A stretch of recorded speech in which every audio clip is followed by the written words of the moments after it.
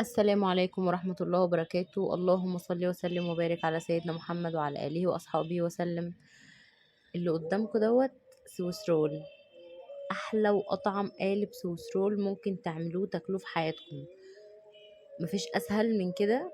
طبعا الشكل بيتكلم عن نفسه، شكلها خطير وطعمها تحفة، وأنا متأكدة لو جربتيها بالطريقة دي هتدمنيها من كتر ما هي سهلة وما بتاخدش وقت خالص، وبتتعمل ببيضتين بس. يعني القالب ده معمول ببيضتين بس، فمفيش اسهل من كده. يعني مش حوار ولا بتاخد مجهود اصلا.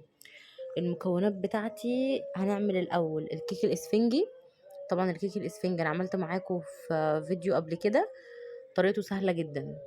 بس عشان خاطر النهارده هنعمل السويس رول، فايه مش هنعمل عدد طبقات، هي طبقة واحدة بس. انا جبت بيضتين، 2 بيضة، وحطيت عليهم نص كوباية من السكر ودوبتهم كده شويه. بعد كده نزلت عليهم بربع كوبايه ميه مغليه. الميه طبعا متفقين ان الميه المغليه بتخلي الكيك بتاعي هش اكتر، وممكن تغنيني عن خطوه البيكنج باودر اصلا. تمام. بعد ما نزلت كده ضربت كده الميه مع السكر مع البيض، نزلت عليها ب2 باكت فانيليا. كل بضايه بتاخد باكت فانيليا. هتستخدمي فانيليا سايله، بحطي معلقه حلوه كده كبيره، تمام، او معلقتين صغيرين. بعد ما ضربت الخليط كده وصل للقوام ده معايا، هروح نازله عليه بمعلقتين دقيق بس. مش هحط دقيق تاني خالص، هما بس معلقتين الدقيق اللي انا حطيتهم دول، هما دول بس اللي انا هحطهم. وهحط معاهم يعني معلقه صغيره كده بيكنج باودر، او نص كيس بيكنج باودر. وهضرب الخليط ده برضو تاني. لو لقيتي قوامه، عشان طبعا الدقيق بيختلف من دقيق من نوع لاخر، لقيت القوام معاكي خفيف شويه، ضيفي معلقه دقيق كمان. انا ضفت معلقه دقيق كمان، حطيت 3 معالق دقيق. تمام كده. وهستمر في الخليط ده، هفضل يعني اضرب فيه. ما كانش عندي ورق زبده، فمش هوقف نفسي. دهنت الصينيه بتاعتي سمنه كده، وعفرتها وبطنتها بالدقيق، عشان خاطر لما اجي اخلعها تبقى سهله معايا. وبطنتها بالدقيق، وفردت كده الكيك معايا في الصينيه بالشكل ده، وسويته وخبطته خبطتين عشان يطلع متساوي. دخلته الفرن على درجه حراره 180. الفرن طبعا سخن من قبل كده. قعد معايا في الفرن بالظبط مفيش 10 دقايق، مكملش 15 دقيقة وكان طلع بتاع 13 دقيقة في الحدود دي. هروح جايبة المربى دي اللي عملتها معاكم في الفيديو بتاع امبارح، هروح دهنها كده حبة. تحطي بقى شوكولاتة، تحطي كريمة، الحشوة دي بتاعتك انتي. احشي الحاجة اللي انتي حباها، كريمة بقى، شوكولاتة، مربى، اللي انتي حباه. بس انا بفضله بالمربى وبحبه بالمربى جدا، بيبقى طعمه خطير. المربى دي عملتها معاكم في الفيديو اللي فات. دهنت كده الكيك بتاعي بالمربى، ورحت لفاه برماه، ورحت لفاه في ورقة. الورقة دي خفت لا تتقطع مني عشان كانت طرية وكده، فرحت لفاه في ورقة تانية. هدخله الفريزر، يقعد معاكي بقى في الفريزر ساعة 2. أهم حاجة ان هو يمسك نفسه في المرحلة دي.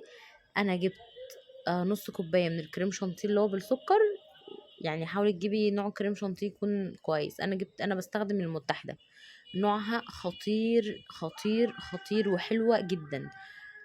انا حطيت نص كوبايه كريم شانتيه عليها كوبايه ميه عشان نوع الكريمه كويس. لكن انت لو جايبه نوع كريمه مش كويس، افضل انك تنزلي بالميه تدريجيا لحد ما قوامها يمسك معاكي.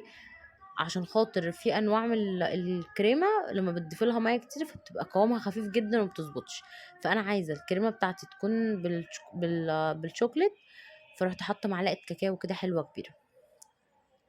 طبعا القوام بتاعه بعد ما بنحط الكاكاو فلقيته تقيل جدا، فرحت حطاله يعني ربع معلقه ميه، ربع كوبايه ميه بس، عشان اظبط القوام بتاعه. هنا السويس رول بتاعي بعد ما قعد ساعتين في الفريزر مسك نفسه.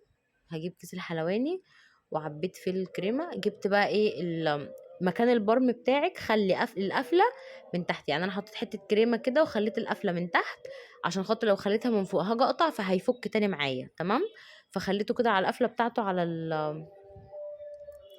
الطبق بتاعي اللي بزين عليه. حطيت حته كريمه عشان برضو يلزق ويمسك كويس.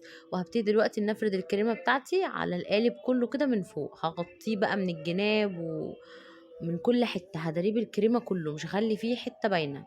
وهسوي كده الكريمة بتاعتي وهظبطها، وبعد كده هدخله التلاجة تاني يقعد ربع ساعة، تلت ساعة، نص ساعة، على ما اكمل باقي الخطوات بتاعتي، عشان انا عايزة الطبقات اللي هحطها ما تختلطش ببعضها، لا تبقى كل حاجة منفصلة عن بعضها. والخطوة دي مهمة جدا، انك انت ما بين الخطوة والتانية تحطي الكيك بتاعك في التلاجة، سواء تورته، جاتوه، سوسرو، اي حاجة، عشان بس الحاجة تمسك في بعضها وتبقى مظبوطة. انا عملت صوص الشوكولاتة ده برضو، عملته معاكم قبل كده في الفيديو. بسيحه كده على حمام بخار، وبحط عليه ربع كوباية لبن ومعلقة زيت او معلقة زبدة ومعلقة كاكاو ومعلقة كريم شانتيه. بقلب الكلام ده كله ودخلته، طبعا حطيت اول طبقة من الشوكولاتة، كانت طبقة خفيفة، ودخلته التلاجة يمسك شوية، وهبتدي انزل بالطبقة التانية من الشوكولاتة كده زي ما انتوا شايفين. دي بقى الطبقة اللي هي الرئيسية اللي هتمسك معايا. ده كده كان شكله بعد ما حطيت الصوص كله وغطيته كله، ودخلته التلاجة برضو شوية وطلعته تاني. دي بقى كده كانت اخر خطوة.